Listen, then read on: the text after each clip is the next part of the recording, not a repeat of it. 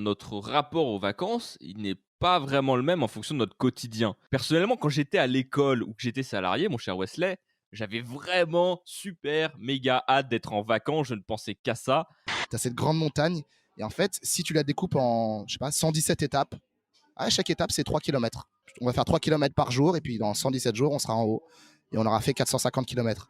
If you wish to give us 5 stars, si vous voulez nous donner 5 étoiles, eh bien, ça se passe maintenant sur Apple Podcast. Chaque lundi, Systemator vous délivre des retours d'expérience, de l'inspiration, des outils et des conseils pratiques pour aider les créatifs à développer leur art, leur productivité et leurs revenus. Vous venez d'activer le Systemator. Installez-vous confortablement dans votre nouvelle vie de créatif. Bienvenue dans Systemator, le podcast qui se pose la question de est-ce qu'il faut partir en vacances alors que dans une semaine, ces deux autres partent respectivement au Japon et à Ibiza. C'est Seb de 112ventes.fr et Wesley de wesleyjoachim.com. Salut! Salut Seb, salut à tous. Bon, est-ce que tu es en forme là? On va parler de vacances un peu là. Comment tu te sens par rapport à ça quoi? Bah, écoute, je suis très bien. Je suis posé dans le lobby d'un hôtel en plein centre de Londres. Donc, si tu veux, niveau vacances, je suis plutôt dans la vibe. C'est ça, donc là t'es un peu en tongs avec la chemise de. Enfin, comment dire, ouais, la chemise jaune La hawaïenne, chemise hawaïenne à fleurs. Ouais. les petites lunettes de soleil et la serviette sur le dos quoi. Non, je suis habillé comme tous les jours. Ouais, parce que t'es à Londres en fait, donc en fait y a pas de plage. C'est ça. C'est pas le Portugal, quoi. Voilà. Mais dis-moi, est-ce qu'à Londres, est-ce qu'on met des évaluations positives sur les podcasts à Londres? Absolument. If you wish to give us 5 stars, si vous voulez nous donner 5 étoiles, eh bien, ça se passe maintenant sur Apple Podcast ou depuis la plateforme de votre choix préféré. C'est vraiment important pour la survie du podcast, the survival of the podcast. Voilà, je vous remercie par avance. Thank you. Formidable. On aurait presque dit un avion quoi en plus, tu vois. Avec la petite musique derrière. Et tu sais, des gens qui miment un peu en mode, tu sais, avec les mains, ils font à 5 étoiles, c'est podcast et tout, en mimant des mains. Bon, c'est de l'audio. Je donc, vois l'idée, ouais. Vous voyez l'idée, mais je suis en train de faire les gestes devant mon micro, mais je me dis, mais en fait, ça sert à rien, parce qu'on ne le voit pas. Mais les gens voient l'image, les gens imaginent, c'est le plus important. Exactement. Petite info d'ailleurs, petite nouveauté, tous les podcasts sont disponibles aussi sur YouTube maintenant. Sur ma chaîne YouTube, j'ai tout uploadé. Vous cherchez Sébastien Bauer ou 112 Ventes et vous retrouvez tout l'épisode depuis le début. Vous pourrez donc les écouter en plus sur YouTube. Donc j'ai tout remis d'un coup. En gros, dimanche, les gens qui me suivaient se sont pris 12 vidéos d'un coup, tu vois. Enfin voilà, donc, d'une heure chacune à peu près. Avec des miniatures qui sont terribles, quoi. Dans le bon sens du terme. Ah bon, ça va. J'ai eu peur. Le règlement de compte en direct. Bref. Aujourd'hui, on va vous parler de cette grande question qu'on se pose chaque année en tant qu'indépendant. Est-ce qu'il faut vraiment prendre des vacances? Et ça peut paraître un peu bizarre, puisque les vacances, c'est finalement quelque chose qui est entré vraiment dans le commun des mortels. On a l'habitude de prendre des vacances depuis tout petit. Et par contre, quand on est indépendant, je trouve que la question peut se poser parce que vu qu'on a vraiment cette, comment dire, cette discipline du rythme, d'avoir le bon rythme, d'avoir la bonne routine, etc. Mais au final, prendre des vacances, ça casse un petit peu tout. D'où l'idée de notre réflexion et cette question que je n'arrive pas à trancher personnellement. Donc c'est ce qu'on va aborder aujourd'hui dans cet épisode. C'est parti, générique.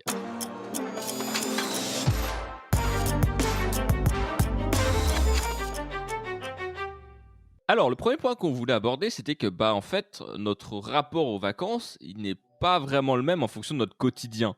Par exemple, ce que je voulais dire par là, c'est que, personnellement, quand j'étais à l'école ou que j'étais salarié, mon cher Wesley, j'avais vraiment super méga hâte d'être en vacances. Je ne pensais qu'à ça. Parce qu'en fait, je me disais, en fait, j'aurais du temps pour mes projets personnels. Et donc, au final, j'avais du temps pour bosser, entre guillemets, mais sur des choses qui me plaisaient, voilà, faire vraiment ce que j'ai envie et pas un peu pour me Heu, forcément, j'ai forcément des vacances où j'ai pas fait grand chose, mais globalement, vraiment un moment off pour bosser sur mes projets, avancer sur les choses ce que j'avais envie de faire et c'est finalement ce qu'on fait souvent en vacances, c'est qu'on retrouve du temps pour soi. Voilà et du coup, c'était par ça que je voulais commencer. Comment tu vis les vacances, Wesley? Peut-être, avant tu les vivais comment et maintenant tu les vis comment, toi? Ouais, un peu comme toi, Sébastien, c'est-à-dire, les vacances, c'était à la fois un moment de libération avant, Je me souviens quand j'étais écolier, puis collégien, lycéen, étudiant. Et à la fois, après quelques jours de vacances, si on n'était pas actif, on pouvait vite se retrouver, enfin je pouvais vite me retrouver dans cette zone de un peu de désœuvrement où mes journées étaient vides de sens et vides d'activité. Et aujourd'hui, je ne sais pas si je peux dire que je prends des vraies vacances depuis que je suis indépendant, mais mon rythme de travail a clairement évolué depuis que je ne travaille plus en agence. Et justement, ce que je remarque, c'est que je suis souvent dans cette zone entre deux où je fais des demi-journées, tu vois, où je travaille pas à Mmh. fond, mais je suis pas non plus totalement en vacances. Et alors, j'imagine que ça va être une problématique à tacler dans cet épisode, mais j'ai du mal à faire la distinction entre vraiment des vacances, même si j'ai une vraie semaine de vacances avec mes potes où je pars. Euh, et c'est très important justement d'avoir une structure, de se dire, OK, là, je suis vraiment complètement off, ou là, je suis complètement on. Et, et avant, quand justement j'étais dans un cadre, que ce soit universitaire étudiant ou que ce soit professionnel, j'avais ce cadre-là. Mmh. La distinction était claire. Clairement. Et aujourd'hui, c'est à moi de la faire. Mais alors, justement, moi, je soulève les gros débats tout de suite. On ne perd pas de temps. Est-ce qu'on en a vraiment besoin, tu vois? Est-ce qu'en tant qu'indépendant, on peut se dire: «En fait, les vacances, c'est un concept qui est, abstrait pour nous». Est-ce qu'on a vraiment besoin aujourd'hui, étant donné qu'on est libre de si j'ai envie de pas bosser un mardi, par exemple, je peux le faire, quoi. Techniquement, rien ne m'en empêche. Bien Est-ce sûr. que ça a du sens aujourd'hui de se dire en tant qu'indépendant: «Ouais, je prends des vacances, ouais, je coupe, ouais, j'arrête», alors qu'on finalement, on peut le faire quand on veut et qu'on n'a pas cette restriction, cette limitation? J'ai envie de dire, dans la lignée de ce que j'ai partagé juste avant, tout dépend de ton rythme. Si tu as un rythme effréné et que tu travailles 9-10 heures par jour, tous les jours, sauf le dimanche, il y a des gens qui font ça et qui se disent, je prends tous les 3 mois, je prends 2 semaines de vacances, je fais une vraie coupure ou une semaine, et ensuite je reviens à mon rythme robotique, tu vois. Mmh. Donc tout dépend de la manière dont tu travailles, Seb. Mais je dirais que dans l'absolu, on a besoin de repos, ça c'est sûr et certain. En tant qu'être humain, moi je reviens au niveau biologique et voilà, le plus basique. Et quand je dis ouais, biologique et émotionnel, mais en tout cas de quoi on a réellement besoin, on a besoin de recharger des batteries au niveau euh, micro, c'est-à-dire sur le cours d'une journée. On a besoin de dormir un certain nombre d'heures qui varient selon les personnes.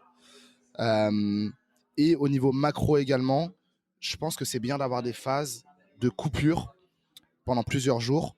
Et c'est pas nécessairement voilà, avoir des vacances et partir à l'autre bout du monde, mais le fait de partir un peu au vert, par exemple, c'est pour ça que dans les traditions, en tout cas françaises, avoir une maison de campagne, c'est quelque chose d'important. Parce que quand on part un petit peu, quand on sort de sa routine, on revient face à son ordinateur ou son poste de travail de manière beaucoup plus fraîche et voilà, prête, prête à agir. OK, je vois. C'est marrant parce que, ouais, moi, j'ai pas vraiment le comment dire? Moi, les vacances, tu vois, vraiment où pendant 15 jours, je suis absent de mon boulot, ah et moi, ça me fait hérisser les poils, quoi, tu vois? J'en suis là, Ah ouais. quoi. Ouais, parce qu'en fait, si tu veux, j'ai un peu ce truc où c'est déjà tellement difficile de trouver un bon rythme et de t'y mettre dedans, de vraiment avoir cette discipline où tu crées là-dessus. Des fois, tu l'as et c'est dans le flow, c'est génial et des fois, tu vas avoir des moments où, rien que dans ton quotidien, quand tu es tout le temps, dessus, des moments où tu y arrives moins, quoi. Ça part moins, tu as moins d'idées, tu y arrives ouais, c'est plus difficile. Les vacances à ce niveau-là, tu vois, c'est compliqué parce qu'au final, c'est délibérément, tu choisis de tout casser, en fait. En fait, tu vas c'est compliqué de garder en tout cas ce rythme-là parce que tu peux garder tes habitudes personnelles, par exemple faire tes séances de sport ou ce genre de choses si jamais tu en fais. Hem et tu peux en même temps, enfin, tu ne peux pas, par exemple, si tu décides de prendre des vacances, tu peux pas dire: «Bah, ouais, pendant les vacances, j'écris quand même des articles, je tourne quand même des vidéos et tout», parce que si c'est ton quotidien, voilà. Alors après, je pense que ça se différencie entre 2 choses, c'est-à-dire qu'il y a les gens qui sont indépendants, qui vont faire de la prestation Finalement, la prestation, si on regarde un peu, je trouve personnellement, c'est mon avis, hein, heu, ça se rapproche un peu du salariat dans le sens où, finalement, tu te bases sur les disponibilités générales de tout le monde. C'est-à-dire que tout le monde part en vacances à peu près en même temps. Alors quand tu es indépendant, évidemment, tu peux faire varier. Tu peux prendre une semaine, en mi-septembre, hors Mhm. saison et cetera. Mais globalement, la plupart des gens, dans un écosystème vont prendre leurs vacances en même temps parce qu'il suffit que tu aies des enfants, bah, tu es calé sur les rythmes scolaires, ce genre de Ouais, choses. bah, en l'occurrence en août, typiquement, quoi. Voilà. Et au final, tu vois, tu as un peu ce truc où, hem, dans notre cas en tant que créateur un peu de contenu, bah, vu que déjà c'est quand même assez passionnant ce qu'on fait, là-dessus et que ça joue beaucoup sur l'envie du moment qu'on va avoir pour, enfin, tu sais, cette espèce d'impulsion, on va se dire: «Vas-y, là, j'ai envie de créer». Heu, Moi, souvent, quand je suis en vacances, tu vois, je suis très frustré, parce que je vais, vraiment m'éclater pendant 2 3 jours et après je suis en mode: «Ouah, j'ai envie de rentrer, quoi». J'ai envie de rentrer, j'ai envie de bosser, j'ai envie de créer des choses, j'ai envie d'expérimenter les nouvelles idées que j'ai eues. Voilà, c'est vraiment de ça dont j'ai envie personnellement et c'est pour ça que je me pose cette question. Alors peut-être qu'après je suis le seul à vivre les trucs un peu comme ça et toi, tout à l'heure, tu parlais de rythme robotique. Quelqu'un qui bosserait, par exemple, ouais, du lundi au samedi, 8 heures par jour, bah, justement, t'imagines, tu passes de ça à «rien» entre guillemets. C'est, je sais pas, c'est chaud quoi, tu vois? C'est tendu. Ouais, mais après, si c'est fait délibérément, moi j'ai envie de te poser une question, Seb, hein, no offense, mais est-ce que si tu avais trouvé parfaitement ton rythme, je sais personne ne trouve parfaitement son rythme, mais on est toujours sans cesse en phase d'ajustement et on essaie de tendre vers le rythme idéal pour soi. Mais si tu avais trouvé un vrai rythme qui te correspond, bah, peut-être que tu aurais besoin aussi de quelques jours de relâche de temps en temps. Tu vois ce que je veux Mmh. dire? Moi, je suis d'accord avec toi. Les vacances, ça fait un an que je suis indépendant. Voilà, j'ai pas j'ai fait des sprints, mais j'ai jamais eu de vrai rythme sur plusieurs semaines parce que bah voilà, j'ai beaucoup bougé d'endroits ces derniers temps. Donc c'est difficile de créer des habitudes, des routines. Et j'ai l'impression que les vacances que je m'apprête à prendre, on en parlera un peu plus tard, ça, c'est pas que je les mérite pas, mais je me dis ouais, c'est plus parce que mes potes partent et ils m'ont proposé de partir ensemble. Et encore une fois, je me calque sur le rythme des autres, de mon entourage. Et je sais plus ce que je développais. Je parlais, oui, du vrai rythme. Quand tu vois mes potes qui sont salariés, et beaucoup d'entre eux font pas du 9 to 5, mais travaillent, sont cadres, donc on bosse plus. Ils bossent à fond, ils se donnent, ils mouillent le maillot pendant l'année, comme on dit. Mais voilà, ils savent qu'ils ont, je sais pas, 4 5 semaines ou plus de congés. Ils les prennent vraiment ces congés, ils vont vraiment les savourer. Ouais, carrément. Parce qu'ils étaient, d'autant plus parce ils étaient dans un cadre euh, qui était très clairement défini, très structuré. Donc c'est peut-être ça le truc, c'est que le rêve de l'indépendance, c'est peut-être justement de ne jamais avoir l'envie d'être en vacances parce qu'on aime tellement ce qu'on fait et on travaille tellement à son propre rythme en se disant bah finalement peut-être que je travaille 20 ou 30 ou 40 heures par semaine ou même plus, mais j'arrive à vivre de ce qui me plaît et c'est le plus important et point. Et si je ressens pas l'envie de prendre des vacances, je prends pas de vacances quoi. Mmh mh. Moi je suis plus d'avis à prendre quelques jours de coupure. Tu vois, quand tu dis, moi, au bout de 2 3 jours de vacances, je me lasse et je tourne en rond, bah, c'est peut-être ça la solution. C'est peut-être de se dire, pas prendre des vraies vacances de 2 semaines, mais juste faire une petite coupure, un week-end ou en semaine hein, d'ailleurs. Et voilà, juste quitter l'écran pendant 48 heures, ça fait pas de mal. Carrément, carrément. Alors c'est pour ça que je te rejoins aussi là-dessus, sur, bah, un peu cette idée de week-end prolongé. C'est-à-dire que, je sais que personnellement, je fais beaucoup d'horaires en semaine. Le week-end, je travaille aussi. Mais le week-end, je sais pas, naturellement, j'ai un peu le rythme plus pépère, tu vois? Genre, je vais pas me lever aussi tôt que d'habitude. Ouais, je vais bosser, ouais, 2 3 heures dans la journée, quoi.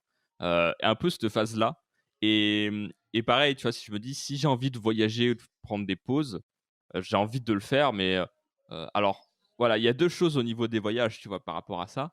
Soit je le fais, en mode: «OK, je fais rien, mais je pars 3 jours». Soit ça serait: «Bon, je pars quelque part, mais j'emmène mon ordi et je suis pas en vacances non plus, quoi». Mais le rythme de Ouais, je ça, vois. c'est un peu aussi de passer à côté de ce qu'on fait. Heu, j'ai un peu ressenti ça, bah, avec Wesley et moi, on vivait à Lisbonne ensemble au mois de septembre-octobre 2018. Et c'est vrai que c'est un peu ce que j'ai ressenti au final, c'est de me dire: «Ah ouais, je suis peut-être c'est un peu à côté aussi de Lisbonne», puisque j'ai beaucoup bossé durant ces heures-là, enfin ces moments-là, j'ai fait beaucoup d'heures et je ressentais même pas forcément l'envie d'explorer quoi que ce soit. Mmh. Bon après j'ai un côté peut-être un peu sédentaire aussi, ce qui est logique avec le digital nomadisme, c'est parfait, tu vois? Donc mais l'idée en gros c'était, ouais, j'ai un peu, envie d'y retourner juste pour du tourisme pendant 2-3 jours quoi et de me dire: «Ah ouais en fait j'avais pas vu ça, ça, ça, ça» quoi. Ouais, ouais, Donc ouais. c'est ça. Après voilà, je pense qu'effectivement c'est un vaste débat et chacun aura des réponses évidemment différentes, quoi.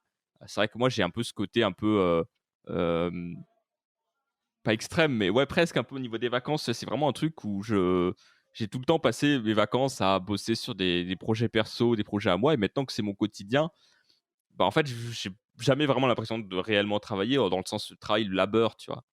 Heu Ouais, ouais, ouais. Et j'ai tout le temps l'impression d'avancer, d'ajouter des choses, d'ajouter des de mettre en place de nouveaux trucs, me dire: «Ah ça va être trop bien pour faire ça, ça, ça». Donc voilà. Mais après c'est pour ça que j'avais envie de parler un petit peu de ce sujet parce que en fait, c'est un truc dont on ne parle jamais, quoi. Est-ce que les vacances, sont réellement nécessaires? Et même je suis en la préparation de ce alors je vais aller un peu loin, mais dans la préparation de ce podcast, je me suis posé la question: pourquoi est-ce que les autres gens, on va dire quand tu as justement ce cadre, quand tu es à l'école, moi je me rappelle justement quand j'étais à l'école ou que tu vas être salarié, pourquoi tu as autant besoin de vacances? Enfin, pourquoi c'est vraiment hyper nécessaire? Et je me suis posé la question un peu philo, mais est-ce qu'on a réellement assez de temps pour nous en fait dans la vie, quoi, tu vois? Parce que le rythme, il est quand même hardcore, c'est-à-dire que tu te réveilles à une heure précise, tu vas dans les transports, tu as plein de gens, enfin c'est très cliché, hein, mais tu fais ton boulot, tu rentres chez toi, il y a à nouveau les transports avec plein de gens. Tu arrives chez toi, il est 18-19 heures, tu es claqué et au final, tu dors et la même chose le lendemain, quoi. Et au final, tu as que 2 jours où tu peux couper de ça et où tu fais plus rien, tu vois? Et même des fois, tu as un peu ce truc où: «Ah ouais, j'ai 2 jours de libre, il faut vraiment que je les remplisse». Et Ouais, tu vois, ouais. c'est en fait, la question que je me pose, c'est que, OK, on dit souvent que les indépendants, ils ont un rythme effréné et c'est vrai souvent, parce qu'on a plein de choses à gérer en même temps et surtout les démarrages, les 2-3-4 premières années sont chaudes, mais heu, est-ce qu'au final, c'est pas, tu vois? L'indépendant peut prendre ses vacances quand il veut et faire ses pauses quand il veut. S'il arrive à gérer là-dessus, ça peut être top. Il peut prendre du temps pour lui, c'est aussi pour ça qu'il est indépendant. Après, faut pas avoir tendance à l'oublier, mais c'est quand même l'idée à la base aussi. Et est-ce que quand on est, dans un rapport quotidien, est-ce que c'est pas trop hardcore, en fait, tu vois? Est-ce que justement les vacances sont pas un symptôme de ce manque de temps pour soi? Tu vois ce que je veux dire? Ouais, je vois. C'est quoi ton avis là-dessus? De ce manque de temps pour soi, je dirais et au-delà de ça, de ce manque de quand on n'a pas de mission dans la vie, tu sais, quand on a rien qui nous anime Mmh. et du coup, bah, la seule chose qu'on attend, c'est les vacances et quand on est en vacances, on pense au travail et quand on est au travail, on pense aux vacances et ainsi de suite. Ouais. Donc je pense qu'il y a un peu ce cercle vicieux-là, hem et effectivement, les vacances, pour beaucoup de personnes, malheureusement et je pense que c'était mon cas avant quand j'étais salarié ou même en études, c'est un peu un échappatoire, c'est un peu un it's an escape, tu vois, comme on pourrait dire en anglais. C'est l'occasion de, ouais, de tout quitter pendant un instant et, et l'idée, c'est pas de prendre les vacances par fuite, c'est de les prendre vraiment par envie de se dire, ok, ça rentre dans le cycle de mon année, de me dire, ok, quelques jours ou de temps en temps, boum, une coupure. Un peu comme une diète aussi, hein, tu Mmh vois, mh. d'être loin des écrans et loin de tout ce bourdonnement. Mais effectivement, la vraie question sous-jacente, c'est est-ce que tu subis ta vie ou est-ce que tu la crées? Ouais, Et finalement, si tu réponds à cette question, tu réponds à la question des vacances. clairement. J'aimerais me lancer un peu un appel sur ce podcast puisque, bah, Wesley est indépendant, moi aussi. Personnellement, j'ai toujours su entre guillemets que je voulais être indépendant, quoi. Depuis la troisième, j'étais en mode, «Ouais, un jour, je veux monter mon propre magasin ou faire ci et faire ça et faire ça». Ça a toujours quelque chose hyper ancré chez moi et à chaque fois que j'étais salarié, j'étais pas bien, j'étais malheureux, J'avais pas trop de sens là-dessus. Et du coup, pour moi, c'est très, très compliqué juste de comprendre comment on peut trouver du sens, tu vois, quand on est salarié dans ce qu'on fait ou autre, tu vois, et comment on peut avoir un peu cette vision. Et du coup, si jamais parmi vous, il y en a qui le sont, je serais hyper intéressé d'avoir vos retours. Donc, n'hésitez pas à nous contacter, à nous envoyer un message ou même à prendre contact avec nous. Peut-être qu'on pourra faire une V2 un peu aussi de cet épisode, pour ouvrir le débat avec d'autres personnes. Donc, si ça vous intéresse, n'hésitez surtout pas à nous contacter. Ça pourrait être assez intéressant. Je pense, vous allez sur Ouais, ouais, ouais, systemator.tech très bonne idée. Systemator.tech. et vous allez Yes. trouver la partie contact. Et on sera très ravis de discuter un peu de ça avec vous, histoire de varier un peu les points de vue, parce que c'est vrai que nous, on vous donne nos points de vue d'indépendants, on est déjà dans le truc et tout, mais c'est sûr qu'il y a des gens qui trouvent forcément du sens aussi dans leur boulot quotidien, en tout cas je l'espère. Donc c'est aussi intéressant, je pense, de parler un petit peu de tout ça, et on serait quand même curieux d'avoir vos retours, quoi, voilà, par rapport à ça, et voilà, pour nuancer un petit peu le débat. Yes, yes. Deuxième partie de l'émission, on aimerait un peu parler, un peu plus, pratico-pratique. Comment est-ce qu'on pourrait faire pour, tu vois, avoir un peu ce concept de vacances-travail et week-end travail un peu? Tu vois? Genre, en gros, bon, heu, admettons, on est indépendant et tout ça, on est les vacances, on est un peu dans le même état, en mode, ouais, les vacances, ça nous déconnecte totalement, on n'a pas forcément l'envie d'en prendre presque, tu vois? Par contre, on a quand même envie, de changer d'air, quand même envie de voyager, quand même envie de faire un peu passer des week-ends à droite à gauche, ou juste de prendre des week-ends tranquilles sans voyager ou autre, tu vois? De prendre des journées off. Comment est-ce qu'on pourrait faire pour, garder un peu notre rythme, notre routine, pendant ce temps-là, pendant ces voyages-là? Wesley, toi qui fais beaucoup d'allers-retours, entre, Lisbonne et la France, là, tu es à Londres, tu vas aller à Ibiza bientôt, c'est incroyable. Comment tu gères ça? Parce que ça doit pas être facile. Bah, je gère pas. Suivant. Non, je gère. Là, par exemple, je vais parler de ce qui est devant moi. Je suis à Londres. Je suis toujours en préparation de mon album. J'ai repoussé la date. Pour l'instant, j'ai rien annoncé, hein, mais j'ai repoussé la date de fin septembre à fin octobre. Voilà, je vous donne pas de jour encore, mais je me suis dit, ok, j'ai besoin d'un peu plus de temps pour vraiment finaliser mon album et pas me précipiter et faire n'importe quoi. Et, et franchement, c'est quand tu es tout seul, là je suis hébergé chez un pote, quand tu es tout seul la journée à l'appartement, dans un studio, alors c'est génial, hein, qu'il m'héberge, il habite dans un très beau quartier à Londres, mais bon, avec le train qui passe à côté, t'as pas d'internet, enfin, tu peux faire le partage de connexion en 4G, d'accord. Ah oui, attends, parce que tout à l'heure, Wesley m'appelle, alors petite anecdote, Wesley, il m'appelle, il me fait: «Ouais, j'ai pas de wifi». Et je fais: «Quoi? Comment ça?» Voilà, là je suis bien en Wi-Fi, c'est pour ça que je vais dans un hôtel. Mais et franchement, j'arrivais pas à avancer sur ma musique parce qu'à un moment donné, je sais plus, j'ai commencé ma journée tard. Après, mon père m'a appelé, ça a pris du temps. Et à la fois au niveau externe, j'avais des distractions, et à la fois au niveau interne, j'arrivais pas à m'y mettre, quoi. Et je me suis dit à ce moment-là, bah, ça tombe bien, on va enregistrer l'épisode sur les vacances avec Seb. Euh, Est-ce que j'aurais pas besoin aussi de me dire, ok, je suis à Londres, j'ai des choses à faire, je sais que le soir, on va souvent boire un verre ou manger dehors. Hier, j'étais avec une pote. Donc, peut-être admettre que bah, pendant quelques jours, je ne serai pas aussi productif que je souhaiterais l'être. Et donc, ben, je fais des journées où je profite vraiment de mes journées, je visite la ville. Et je fais un peu de musique, je bosse un peu, tu vois. Mais me dire que c'est du bonus. Parce que il y a des moments où, voilà, quand tu bouges, si tu n'as pas préparé ta structure, c'est-à-dire te dire, ok, je vais dans un Airbnb que je loue, ou je vais, même si c'est chez quelqu'un, mes journées vont se dérouler comme ça exactement, et j'aurai pas d'interférence, c'est ça surtout. Là, tu peux bosser, tu peux vraiment enquiller. Mais si tu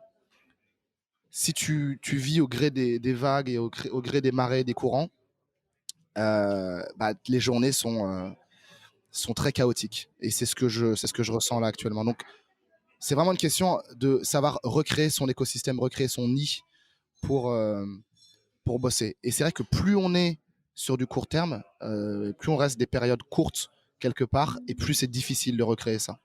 Mmh. Donc, pour l'instant, ça me convient, mais je sais que j'ai envie de vraiment développer mon activité de rédaction web à partir de la rentrée de septembre. Et que là, je vais devoir. Parce que il y a peut-être des gens qui savent le faire et qui m'envoient leurs recettes, hein, je serais curieux. Mais j'ai besoin d'être quand même chez moi, d'avoir vraiment un endroit en mode long terme où je sais que là, il y a personne qui peut me déranger. Je me mets en mode avion et vraiment, j'avance. Ouais, je vois. Ouais, parce qu'effectivement, là, tu prenais toujours des appartements un peu pas de fortune, c'est pas le mot, mais vraiment des appartements, on va Du dire court terme, quoi. provisoires, voilà. Ouais, Ouais. c'est ça, provisoire. Mais c'est vrai qu'en plus, tu vois, tu as des gens, ils arrivent à être hyper minimalistes, à bosser qu'avec un ordinateur et point. Heu, Moi, je sais que, par exemple, travaillant dans la vidéo et tout, ou même là, ce podcast, j'ai besoin d'être, posé. Bon, là, je suis toujours sur ma table à repasser, mais j'ai besoin, tu vois, d'être posé, d'avoir, ma perche, le micro, parfait, tu vois? J'ai juste à brancher deux trois trucs. Quand je fais des vidéos, bah, j'ai toutes mes lumières, tous mes trépieds, tous mes machins et finalement, bosser avec juste un ordinateur, j'ai beaucoup de mal, en fait, parce que, j'ai tellement pris un confort technique là-dessus que du coup, quand je suis loin de chez moi, je suis aussi loin de mes affaires. Et c'est pas une question d'être matérialiste, hein, je pense, c'est plus une question de, bah ouais, c'est, j'ai appris à travailler avec ça. Et du coup, c'est vachement difficile pour moi de vivre sans. C'est un peu ce que j'ai Ouais. ressenti, je pense, quand j'étais à Lisbonne. Alors peut-être qu'on pourra parler de ça dans un épisode un peu de bah, comment on vit justement ou comment on a vécu, pour ma part, un peu cette vie un peu d'expatrié. Euh, Ouais, je sais que c'est quelque chose qui m'a manqué, quoi. J'avais pas plus tout mon matériel, j'avais plus tout ce confort-là et travailler juste avec mon ordinateur, alors que tout le reste était au chaud, en France, tranquille, qui c'était là, quoi. C'était un peu frustrant, quoi, d'une certaine façon. Après bon, on s'égare peut-être un peu, du sujet, mais c'est vrai qu'en termes de discipline, c'est quand même assez difficile de tout le temps bouger. Et j'envie pas mal les gens qui sont très minimalistes et qui sont en mode non, mais en fait, si j'ai juste mon ordinateur ou ma tablette, ça suffit, je peux travailler, je peux aller dans un café, peu importe quoi. Mais Mm. peut-être c'est aussi lié aussi au boulot qu'on fait, c'est-à-dire que Bah, si tu fais de la vidéo, déjà, tu as besoin de plus de matos. Moi, je sais que pour faire ma musique et rédiger, j'ai besoin de très peu de choses, même si là, j'ai un système, j'ai une installation un peu plus développée avec un stand pour mon ordinateur, une vraie souris ergonomique. D'ailleurs, les gens pensent souvent que c'est un. Enfin, me demandent ce que c'est. Moi, je dis c'est pas un god. Voilà, OK. C'était la petite anecdote du quoi, c'est une voilà, souris. voilà, parfait. Euh, et le micro là pour enregistrer, mais ouais, Mmh. minimaliste. Mais en plus, la musique, ça te demande vraiment d'être dans une bulle. Enfin, ça te demande, j'imagine, j'essaie de me mettre à ta place, une énorme concentration, quoi. Parce que tu dois être concentré sur le son qui passe là-dessus. Et là, par exemple, dans un environnement dans lequel tu es, par exemple, où on entend un peu de bruit de fond, heu, au final, c'est assez compliqué de travailler dans un environnement pareil. Ouais, ouais, Donc, je confirme. autre chose aussi qu'on n'a pas abordé, c'est, bah, ouais, mais en fait, quand tu pas tout seul dans la boucle, tu vois, déjà, quand j'expliquais à Lisbonne, bah, tu as un peu ce risque pour toi de passer à côté lorsque tu es dans une ville et que finalement tu passes ton temps à travailler. Donc d'où l'intérêt aussi de se cadrer et pourquoi pas ce système de demi-journée qui peut être assez sympa. Mais tu as également aussi autre chose, c'est le risque pour ton entourage. L'idée voilà, de ne pas être assez présent pour eux, parce que c'est vrai que moi, c'est un peu ce que je ressens aussi, ce que j'ai, c'est que vu que je fais beaucoup d'horaires, je suis très concentré aussi sur le boulot. Des fois, je me dis: «Ah ouais, peut-être que je suis pas assez présent pour, les gens qui m'entourent, ma famille, mes amis et cetera». Et du coup, c'est ouais, c'est une vraie question quoi, d'essayer de doser ça. Comment toi tu te sens par rapport aux autres, lorsque tu es à vraiment concentré dans le travail? Tu sais, des fois, tu as ces phases où, limite tu parles à personne et pendant une semaine, tu vas faire que bosser, tu vas être concentré sur ton boulot, parce que tu vas terminer quelque chose. Est-ce que tu as comment tu vis ça un peu? Est-ce que tu as souvent cette impression de pas être assez présent pour les autres ou est-ce que tu te dis: «Bon, bah, finalement, c'est comme ça, c'est normal, c'est des phases, c'est des cycles»? Ouais, je sais pas si j'ai l'impression de pas être assez présent pour les autres, mais ce qui est clair, c'est qu'il y a ce dilemme en moi de ouais, où est-ce que je place le curseur entre faire mon truc à moi, tout seul dans mon coin, parce que c'est nécessaire, et accorder du temps à mes proches également. Et j'ai l'impression que pendant longtemps, j'ai eu du mal à poser mes limites et à dire stop et à dire non, j'ai besoin d'être seul. Et je pense que ma problématique, c'était plus d'être trop présent pour les autres et donc pas assez pour moi-même. Mmh. Tu vois ce que je veux dire? Ouais, je vois. Donc après, c'est aux gens de comprendre, hein. Quand les gens sont au boulot, ils font leur 9 to 5, ils sont ils font leur semaine de 35 heures, ils font leur semaine de 35 heures et si tu leur envoies un texto, ils vont peut-être répondre, mais ils vont peut-être ne pas répondre aussi s'il y a leur boss derrière eux. Donc, Ouais. pourquoi ils lanceraient autrement pour un indépendant, quoi. Ouais, ouais. Et moi, j'ai un peu ce truc, tu vois, genre, vu que je travaille en journée et que je suis indépendant, je suis un peu en mode, ouais, les gens, s'ils veulent me parler, ils m'appellent en journée, quoi, tu vois. Et le soir, j'ai vraiment envie d'être tranquille. Et du coup, c'est un vrai problème parce qu'effectivement, maintenant que tu dis ça, c'est vrai que oui, en fait, les gens, en fait, ils bossent en journée, quoi. Donc, c'est un Mm. peu compliqué. Donc voilà, c'est un peu plein de dilemmes là-dessus par rapport à ça. Pour terminer, je voulais juste parler un petit peu de l'idée de cadrer ses journées. Une idée qui pourrait être intéressante, c'est d'utiliser la loi de Parkinson.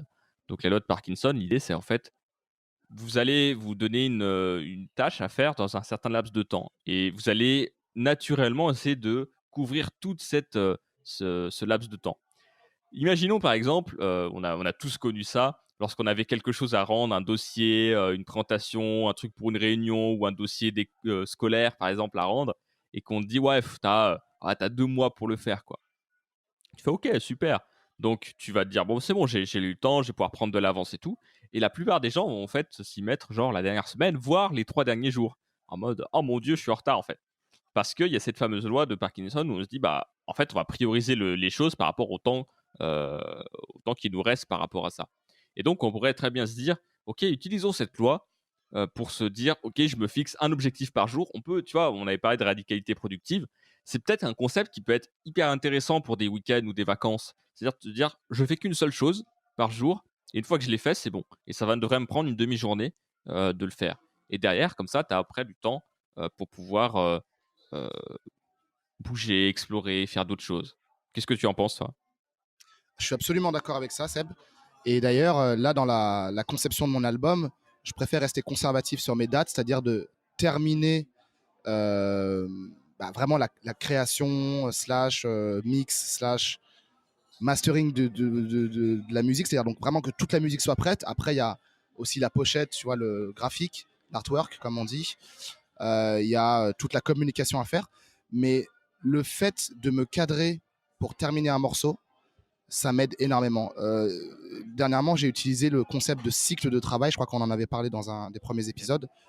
Euh, pour, euh, pour finaliser un morceau.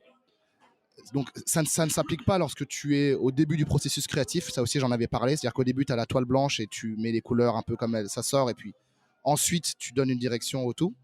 Mais lorsque tu as une direction, le fait de, de, se, de te cadrer, en tout cas, moi, ça m'a vraiment aidé. Ça me permettait vraiment de cocher des cases comme ça, de me dire, OK, là, pendant la prochaine demi-heure, je vais bosser que sur la voix, tu vois. Mmh. Ensuite, la prochaine demi-heure, je vais bosser, alors ça prendra peut-être 2 cycles, donc 2 fois une demi-heure. Ensuite, je vais bosser que sur les percussions, les drums. Et en étant comme ça, je peux rediviser en me disant, OK, là, j'ai le kick, là, j'ai mon snare, là, j'ai mon clap, là, j'ai mes hi-hats, peu importe, c'est des noms de différents types de percussions. Euh, et d'y allouer des micro-périodes. Et du coup, ça permet de ne pas s'éparpiller, ne pas s'égarer en restant, comment dire, dans l'auto satisfecit ou satisfaction de se dire ah ça sonne bien, c'est cool, tu vois, et de vraiment se dire ok ça c'est fait, check, je passe au suivant, ça c'est fait, je passe au suivant. Alors je sais pas si c'est tenable à long terme et si je ferais ça tous les jours, mais clairement le fait de bien définir la chose, ça aide énormément. Et je terminerai mon petit développement sur une citation d'Albert Einstein. Alors, je ne sais pas si elle est directement de lui, mais en tout cas, c'est un concept dont lui parle. Et je crois que Lincoln aussi. C'est si j'avais, je sais pas, 10 heures pour résoudre un problème, j'en passerais 9 à le définir. Ouais. Et Lincoln, c'est un peu la même chose. C'est Lincoln, je crois, avec le coup de la hache pour tailler un arbre, Oui, pour oui. couper un arbre. Il dit il passerait 5 heures sur les 6 à aiguiser sa hache. Et en fait, ce que ça sous-entend, c'est que 95%, plus ou moins, de la résolution d'un problème ou d'une tâche, c'est sa définition. Si tu définis très clairement chaque étape de comment tu vas faire telle chose, tu as déjà gagné. Tu as juste à le faire ensuite. Et très honnêtement, j'avais du mal à y croire tellement ça me paraissait puissant. Et bah, dans la musique, ce qui est bien, c'est que ça démystifie tout. Tu vois, tu as cette grande montagne devant toi. J'ai l'impression d'en avoir parlé des millions de fois, mais tu as cette grande montagne. Et en fait, si tu la découpes en, je sais pas, 117 étapes, chaque étape, c'est 3 kilomètres. Ouais, On va faire 3 carrément. kilomètres par jour, et puis dans 117 jours, on sera en haut. Et on aura fait 450 kilomètres. Bon, ça fait beaucoup, 450 kilomètres, mais tu vois l'idée. Ouais. Ouais, je vois tout à fait.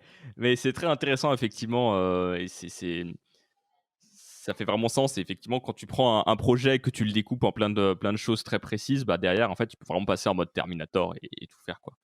Je pense qu'on fera un épisode un jour sur, les cycles de travail, on parlera un petit peu plus de ça, ça pourrait être intéressant. Et bien sur ce, je pense qu'on a fini, cette partie-là. Wesley, qu'est-ce qu'on peut faire maintenant? Eh ben, on peut lancer un appel à l'action, un deuxième et dernier, euh, en vous invitant, en t'invitant, je ne sais pas si je vous vois au tutoie, à laisser 5 étoiles sur Apple Podcast. C'est très important pour non seulement la survie, mais le développement et l'épanouissement de Systemator. Je parle de Systemator comme si c'était une personne, et oui, c'est notre bébé. Alors, je sais pas quelle tête il aurait si c'était un Pokémon. Mais en tout cas, voilà, il a besoin de vos étoiles pour continuer. Merci à vous.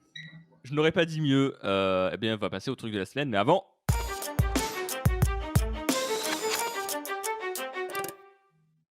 Wesley, quel est ton truc de la semaine? Le truc de la semaine, bah, on en a déjà parlé, c'est le fait que je suis à Londres en ce moment. Et cette ville est juste impressionnante. Franchement, là, tu sens que tu es dans une ville-monde. Il y a tellement de choses à voir. Il y a tellement de nouveaux bâtiments qui se construisent, des espaces où il fait bon vivre. Et je pourrais presque envisager d'habiter ici à Londres. Alors c'est vrai que le coût de la vie est très très élevé. La météo, bon, C'est pendant pas 6 mois de Lisbonne, l'année, quoi. faut oublier, quoi. Mais mis à part ça, c'est une ville splendide. Et justement, on parlait des vacances. Ça fait du bien de breaker un petit peu et justement de profiter d'un nouvel environnement lorsqu'on est quelque part ailleurs. Et, euh, et voilà, de se dire, il y en aura d'autres, quoi. Il y en aura d'autres, j'aurai l'occasion de me remettre dans ma bulle et d'avancer. Donc c'est un petit peu ma sensation, c'est me dire, ok, je fais ce que je peux, mais là, pendant un mois, voilà, je suis allé de ville en ville et ça se termine par l'Angleterre. Super. Donc on en profite. Qu'est-ce qu'il faut aller voir à Londres si jamais on y est là? Moi, j'aime beaucoup le quartier de Shoreditch, dans lequel je suis actuellement. Mais évidemment, naturellement, on pourrait parler de Big Ben, il y a Buckingham Palace, il y a voilà, Westminster, Les grands classiques. tous les grands classiques. Mais vraiment, il y a des quartiers qui valent le coup euh, d'être découverts. Voilà. Et toi, Sébastien? Alors moi, je vais parler de Revolut. Revolut, est-ce que tu connais Revolut? Est-ce que ça te parle? Ouais, ça me parle. C'est une banque en ligne? Exactement. Ah, je ne peux rien te cacher. Alors c'est une banque en ligne effectivement, Revolut, et en fait, le principe, c'est que donc ils vont t'envoyer une carte bleue. Heu, Ça coûte, c'est un petit peu cher pour une banque, hein, c'est quelque chose comme 8 € par mois, mais tu as pas mal de services intéressants, notamment quand vous voyagez. Vous avez très, très ou pas de taux de change, je crois, ou très peu de taux de change, enfin vraiment c'est très minuscule. Je crois que Et c'est zéro, hein. ouais, il me semble qu'il y en a pas au partir de jusqu'à certains montants en tout cas. Donc c'est plutôt pratique quand vous voyagez, assez régulièrement, que vous allez dans des endroits qui sont hors de la zone euro. Donc plutôt sympa et il y a vraiment une super application, je suis assez surpris. Je l'ai pris pour une seule raison à la base, c'est qu'en fait, vous avez vos écritures de compte instantanément. C'est-à-dire que là, si je vais prendre un café, je vais payer 2 € ou 17 si je suis au Starbucks. Hem Et 25, c'était à Londres. Exactement. Donc tu poses ta carte et hop, alors tu es censé recevoir une notif. Moi, ça ne marche pas parce que j'ai un téléphone pourri. Mais par contre, si je vais sur l'application, je vois immédiatement, que ça a été débité et j'ai énormément de mal à tenir mes comptes. C'est vraiment une horreur pour moi. Je dépense sans me rendre compte de ce que je dépense, c'est assez terrible et là, du coup, c'est une carte un peu, bah, un peu comme les enfants, quoi, où tu recharges un peu ta carte au fur et à mesure et en gros, tu vas avoir un bouton pour faire un virement et en fait, c'est comme si tu allais payer ta carte, tu vois? Donc tu as ton ancienne carte où tu vas envoyer, par exemple, 50 € et instantanément, tu as rechargé ta carte. Mais quand je dis instantanément, c'est incroyable, quoi. Tu vois, hier, quelqu'un, me demande de payer et j'étais sur mon application en même temps. J'appuie sur le bouton OK pour faire la transaction. Je passe ma carte à la seconde qui suit, c'était bon, quoi, tu vois? Enfin, c'était vraiment, vraiment génial et le fait qu'il y ait ces écritures de compte directement, bah, tu peux vraiment t'allouer plus facilement un budget. Te dire, bah, par exemple, chaque semaine, j'ai 50 € pour faire mes courses, la bouffe, etc. Ou en tout cas, 50 € pour tous les extras. Bref, c'est un budget que je ne vais pas dépasser. Je vais éviter de dépasser. Et si je dépasse, bah, tant pis. Et bah, force est de constater que je dépense vraiment beaucoup moins, quoi. C'est hallucinant. Je me rends compte vraiment que euh, ouais, je dépense moins parce qu'en fait, j'ai un seuil, je n'ai pas de découvert. Et donc, je me suis bloqué par rapport à ça et je ne peux pas dépenser plus. Donc c'est vraiment pas mal, c'est une super banque, je trouve. Il y a plein d'autres services super intéressants. Notamment, on peut acheter des crypto-monnaies directement sur l'application et donc c'est plutôt pas mal parce que les crypto-monnaies, c'est assez compliqué à, on va dire, à utiliser au début quand on n'y connaît rien. Il y a plein d'autres services super sympas. Tu peux créer des cartes bleues à la volée, des cartes virtuelles. C'est-à-dire que si tu es sur un site un peu bizarre, que tu as un peu peur de rentrer ta carte, eh ben, tu peux détruire ta carte juste après avoir fait le paiement. Donc vraiment plein de choses super intéressantes. C'est les cartes, la carte aussi a un design. Moi, le design serait important pour moi. Elle a vraiment un design fou, quoi. C'est une espèce de carte en.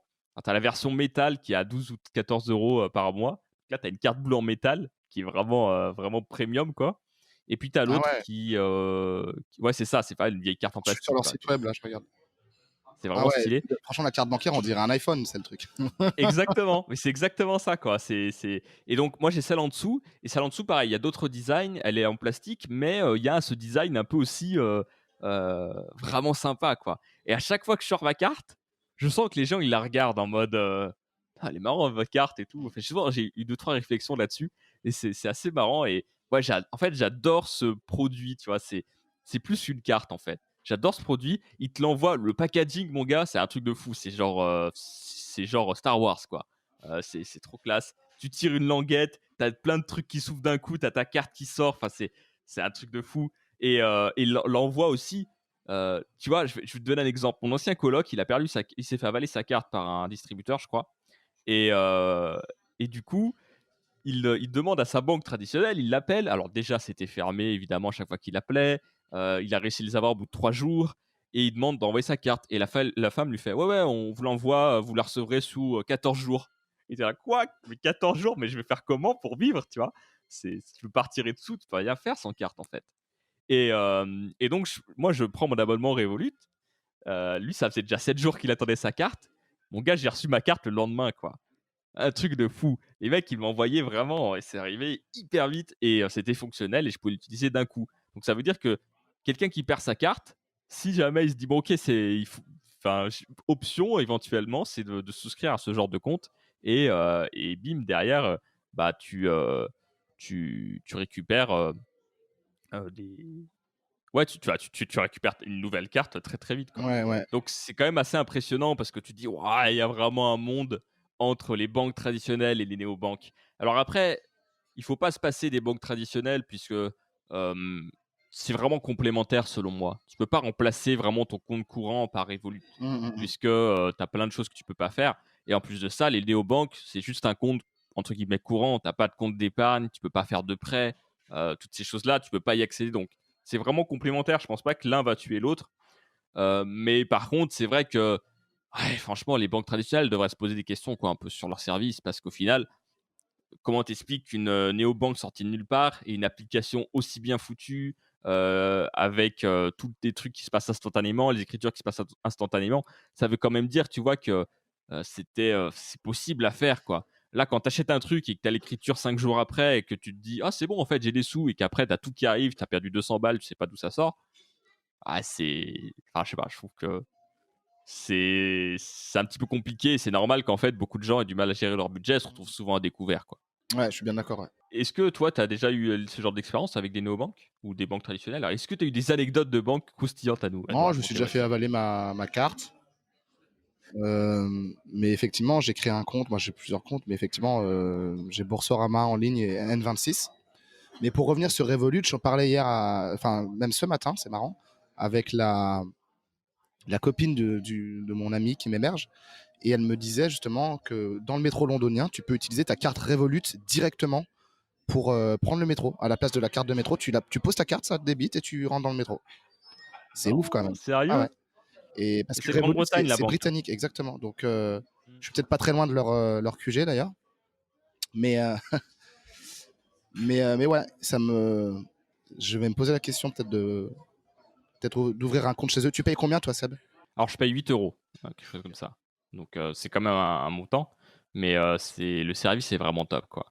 Euh, il me racontait, j'avais un ami qui est là-bas depuis 3 ans, et il me racontait un peu l'histoire, les débuts de Revolut. Alors, je pense que c'est intéressant de faire une petite parenthèse parce que ça pourra faire relativiser pas mal de personnes entre vous. Mais vous savez que la culture startup, c'est très.